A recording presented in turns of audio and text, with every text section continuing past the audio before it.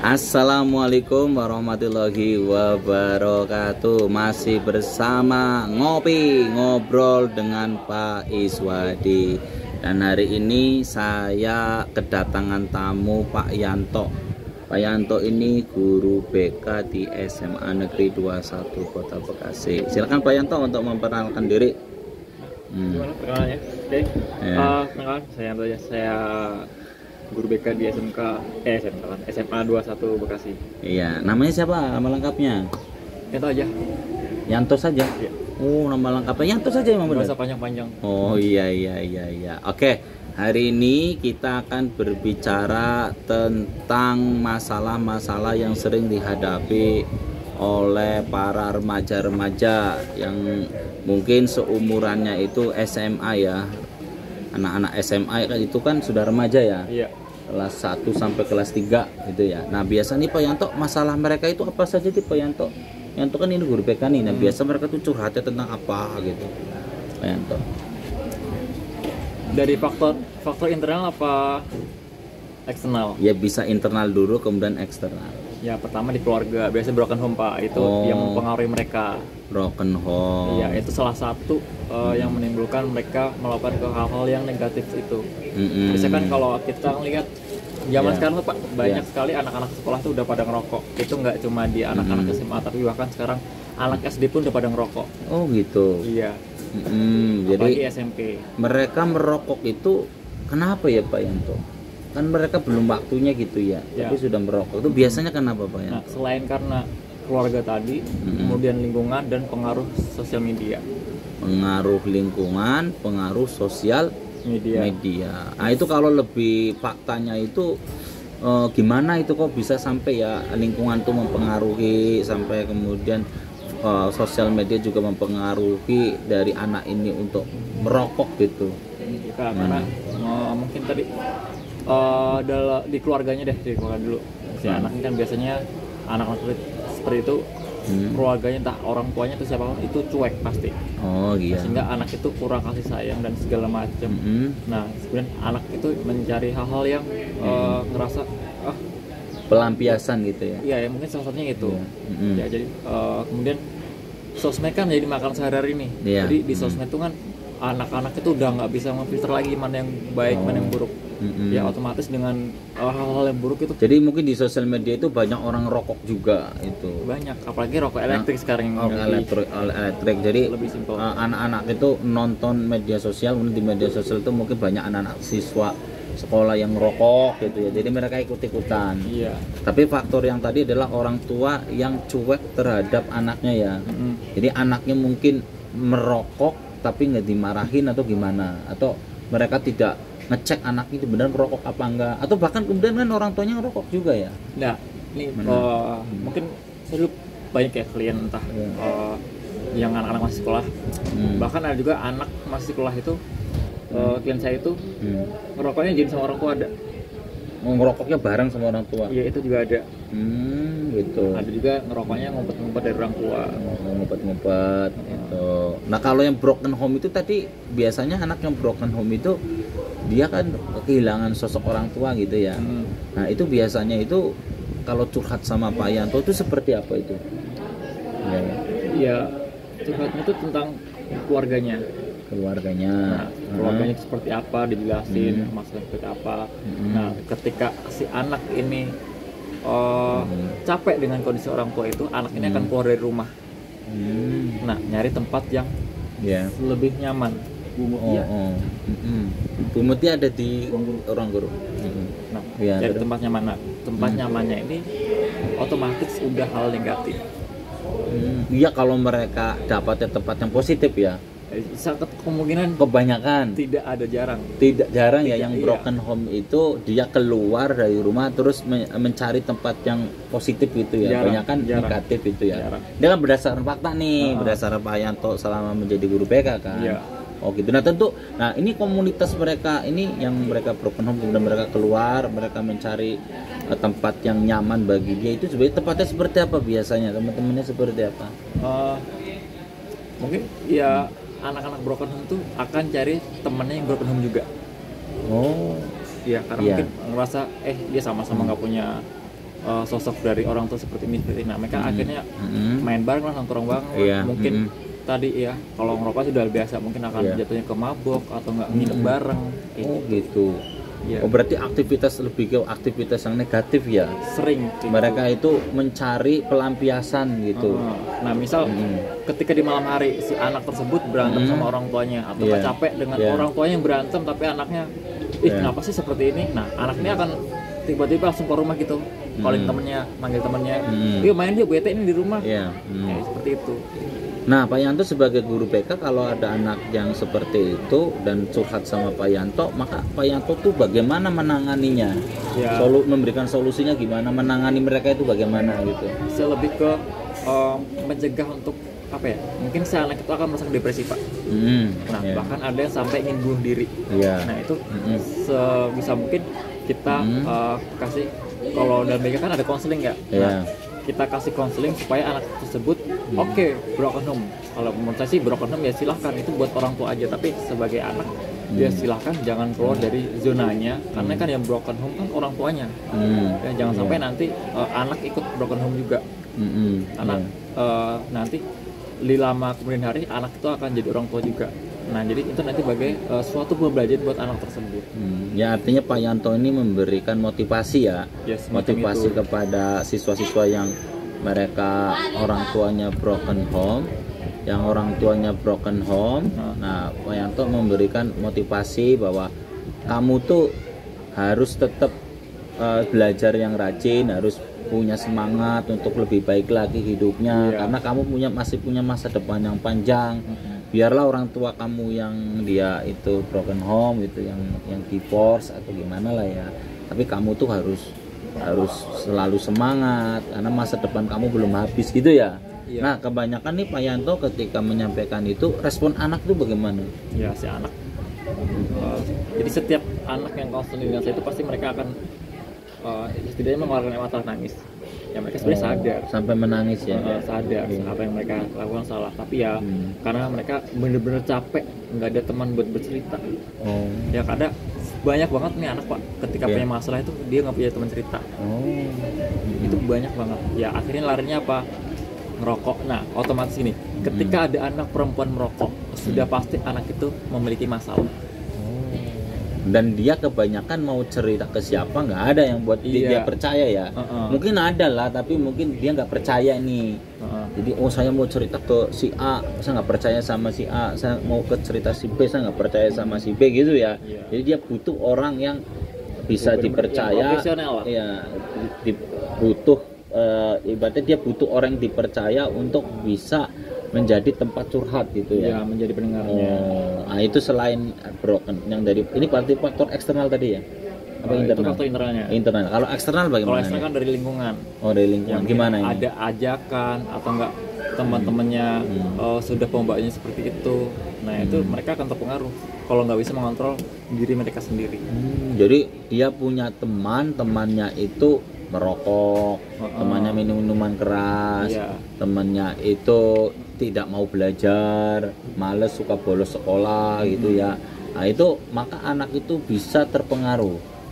Ya, sebenarnya tergantung si individu itu.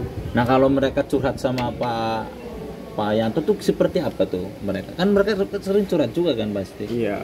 Gimana? Itu tadi karena sebenarnya kan tergantung individunya Pak. Kalau dia bisa mengontrol keadaannya, otomatis ketika ada teman yang mabok atau nggak minum segala macam, ngerokok, itu sebenarnya mereka bisa nahan. Tapi kalau orang yang nggak bisa nahan, mereka ketika dicoba, ini coba ini rokok enak, ya mungkin lama-kelamaan anak itu akan mencobanya. Gitu. Karena mungkin seperti masa laki nggak ngerokok, nah kadang seperti itu juga yang menyebabkan mereka seperti itu. Dan sebenarnya itu mereka ketika melakukan itu sadar nggak sih bahwa itu salah? Sadar. Ya karena ya mungkin tadi itu sekarang tuh merokok udah jadi fashion Pak. Apalagi dengan adanya rokok elektrik, vape itu ya. Nah vape atau pods, nah itu di kalangan anak remaja sangat digemari sekali daripada rokok. Ya kemudian mungkin kita sering kalau kita sering nongkrong di kopi shop Pak, itu pasti antara cowok atau cewek pasti pada punya pods semua. Itu udah menjadi gaya hidup gitu ya. Iya. kadang kalau kita lihat pekerja kantoran tuh pada pakai lanyard, pakai pouch, nah itu kayak gitu. Ya kalau mungkin pekerja kantoran sih ya mereka sudah bekerja lah ya, sudah ngerti apa sih maksudnya, mereka udah siap, udah memang mereka nyari duit sendiri gitu. Tapi kalau yang masih anak-anak SMA terus seperti itu kan kayaknya gimana ya? Tapi ya tetap ada mereka kadang kalau bawa kos itu mereka umpetin di tas atau di mana. Tapi dia kalau di luar sekolah, misalnya sekolah ya, di luar sekolah pasti ada yang seperti itu. Oke, itu guys ya. Jadi masalah-masalah yang dihadapi oleh para anak SMA ya, salah satunya itu ya ada merokok, kemudian salah duanya itu ya mungkin bisa minum-minuman keras dan lain-lain gitu. Dan ini menjadi hal yang sangat ini ya berbahaya gitu ya. Jadi harus kita cegah gitu, dan harus kita nasihati anak-anak kita itu. Nah ini guru PK kan bidangnya itu guys. Guru PK itu apa sih sebenarnya tugas guru PK itu? Tugas guru PK adalah melayani siswa. Melayani guru siswa. PK itu tugasnya bukan mengajar, tapi memberi pelayanan kepada siswa. Memberi pelayanan kepada siswa. Nah, membeli pelayanan itu pelayanan apa nih? Dalam bentuk misal konseling segala macam, tempat cerita, jadi temannya siswa. Ya kalau dulu kan mungkin orang ngeliat guru PK takut ya, karena dulu rasanya gini, guru PK adalah polisi sekolah. Sebenarnya bukan itu. Sebenarnya kalau kita lihat sekarang itu sebenarnya guru PK itu adalah malaikat siswa. Malaikat siswa. Iya. Jadi ketika ada siswa yang bermasalah atau punya masalah, itu kami akan membantunya. Nah itulah tugas guru BK seperti itu. Jadi guru BK tidak akan menghakimi siswanya, justru akan yang membantu siswa ketika punya masalah atau mengentaskan masalah siswa. Dengan apa? Dengan konseling dan sebagainya. Karena kita banyak pelayanan yang harus kita berikan kepada siswa-siswa tadi. Sebenarnya nggak yang punya masalah ya, mungkin yang punya minat dan bakat itu juga. Jadi tugas guru BK seperti itu, bukan hanya ngajar di itu, enggak. Ya artinya kan begini, ketika dia guru BK melayani siswa itu kan metodenya kan pasti ada kan. Nah metodenya ini kan ada metode yang mungkin secara klasikal, secara berkelompok, secara individu. Nah, itu kan artinya kan ketika guru BK itu melayani siswa, itu kan guru BK harus punya metode kan. Bagaimana ya guru BK itu menyampaikan materi-materi tentang bagaimana meningkatkan motivasi belajar, bagaimana agar anak itu bakat minatnya itu tersampaikan ya, bagaimana anak itu memiliki daya juang yang tinggi. Nah itu kan bagaimanapun juga guru BK harus punya metode kan. Nah biasanya itu metode yang dipakai Bapak apa nih? Nah kalau kita kan sebenarnya dulu ada DCM atau daftar cek masalah, atau enggak ada AUM, alat ungkap masalah. Nah kita dari alat tersebut kita bisa mengetahui nih, ini anak ini punya masalah seperti apa. Jadi nanti yang akan kita tarik dan akan kita ambil. Misal contoh si A punya masalah, ini. Nah, nanti anak ini akan kita panggil, kita tangani. Gitu. Nah itu kan kalau secara individual kan. Nah kalau secara berkelompok bagaimana? Nah secara berkelompok ada kita menggunakan diagram. Ya contoh misal untuk mengetahui siswa yang ibaratnya dibully lah. Nah itu kami guru BK akan memberikan sebuah pertanyaan yang mereka jawab mengenai teman yang disukai, teman yang tidak disukai. Nah nanti itu data itu akan kita olah. Dan nanti itu akan ketahuan nih, ini ternyata teman yang paling banyak tidak disukai di kelas ini adalah si ini, yang paling disukai di kelas. Nah itu nanti akan menjadi salah satu pertimbangan kita untuk mengecek benar nggak sih siswa ini punya hal seperti yang dituliskan itu. Nah setelah ketahuan bahwa ini ada anak yang tidak disukai, anak ini yang disukai, nah, itu kan ada rencana tindak lanjut dari guru BK kan. Lah itu bagaimana cara guru BK membuat suatu program agar anak ini tidak membuli lagi atau tidak ada bullying lagi di sekolah, itu bagaimana? Kan ini kan udah terungkap nih bahwa oh ini yang disukai, oh ini yang tidak disukai. Nah otomatis kan ada program ke depannya, itu gimana guru PK? Nah selain dengan metode klasikal ya untuk memberi arahan kepada mereka, kita juga ada bimbingan kelompok. Ya. Nah bimbingan kelompok nanti ini terdiri dari sekitar 8 sampai 15 itu anak kita kumpulkan, kita buat lingkaran. Nah ketika berdiskusi tadi bimbingan kelompok tadi itu ada 2 topik. Yang pertama topik bebas, ada topik tugas. Nah ketika apa yang mau dibahas, nah ketika membahas tadi semuanya nanti semua kelompok ini, semua kelompok PKP ini harus punya pendapat masing-masing. Ya, jadi mereka nanti ketika memberi pendapat tidak ada yang boleh menyanggah. Ya, jadi dengan diadanya metode tersebut, ketika ada anak yang tadinya diem aja itu maka akan berani bersuara. Gitu.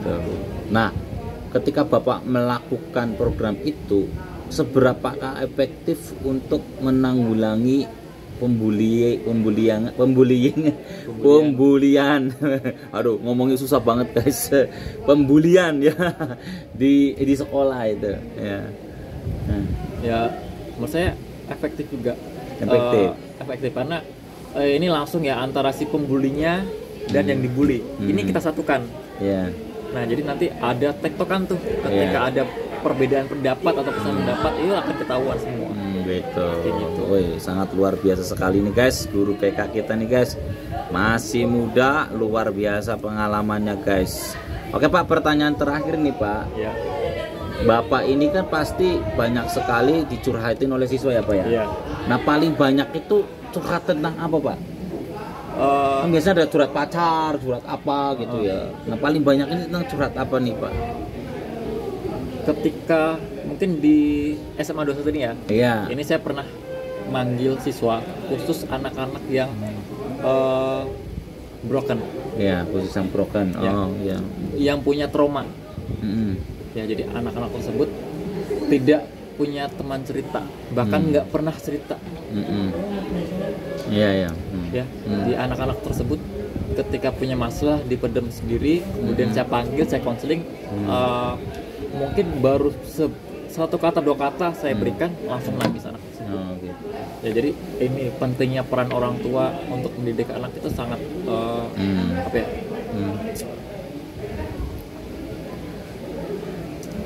Ini sangat mempengaruhi mental anak lah. Ya kalau ada anak yang kesel sama orang tua atau enggak, ya kadang gini Pak, dalam keluarga kan nggak selamanya harmonis. Ya, jadi itu nanti akan menjadi pertanyaan terhadap si anak tersebut. Ya ada anak orang tuanya yang mohon maaf ada yang selingkuh, ada yang KDRT, kekerasan. Nah itu mereka akan trauma Pak. Iya, ketika punya orang tua seperti itu mereka bingung mau cerita ke siapa. Ya karena di luar itu tidak ada orang yang bisa mereka percaya. Nah ini kan kalau Bapak ini kan yang tadi anak-anak yang broken home Bapak itu panggil nih. Nah kalau anak yang datang sendiri ke guru BK untuk curhat itu bagaimana? Biasanya curhatnya tentang apa itu? Ada yang masalah pacaran juga ada. Masalah pacaran beda agama. Pacaran beda agama. Ada juga. Waduh, siapa lagi nih? Ada yang tentang takut ketahuan nyontek ada juga. Oh, takut ketahuan nyontek. Waduh. Jadi si anak tersebut ketika ada ujian nyontek. Ya, contekan diambil. Nah, itu anak langsung takut, langsung manggil saya, langsung datang ke saya. Minta kursusnya harus seperti apa gitu. Gitu ya. Karena tersebut punya trauma juga. Gitu. Nah, itu guys ya. Ya, kita ngomong sesuai dengan fakta aja guys di lapangan. Dan mudah-mudahan dengan adanya video ini bermanfaat bagi orang tua yang ingin dekat dengan anaknya, yang ingin memberikan nasihat-nasihat kepada anaknya, ataupun ini untuk guru-guru yang ingin lebih dekat sama anaknya ya, ataupun guru BK nih ya. Ini kan luar biasa ini guru BK Pak Yanto ini ya. Oke guys, mudah-mudahan bermanfaat video ini. Oke, terima kasih. Masih bersama ngobrol bareng Pak Iswadi. Terima kasih. Assalamualaikum warahmatullahi wabarakatuh.